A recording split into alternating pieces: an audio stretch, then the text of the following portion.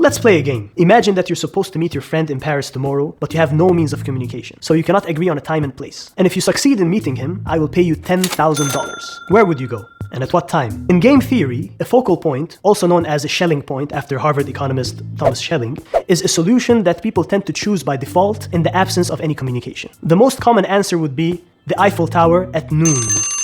Why? The Eiffel Tower is the most prominent landmark in Paris, and indeed it's the first thing that comes to mind when you hear the word Paris. So you figure that your friend will think the same. So that's the most likely location of the rendezvous. Now what time? We said noon. Why noon? Well, noon and midnight are the two special times of the day. 12 a.m., 12 p.m. They have their own word.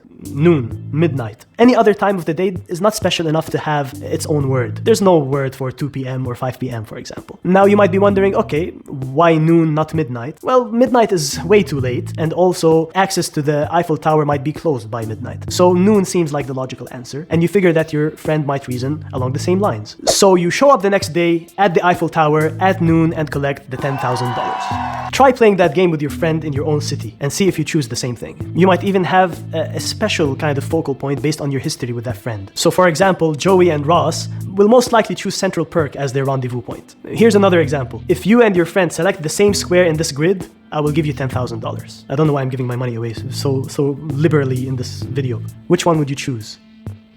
The most common answer is the center square. Because it's out of the 9 squares, the one in the center is the most special, so it stands out. And you think your friend is thinking along the same lines, and you would go for the center square. That's the most likely answer. Watch the full video at the link below.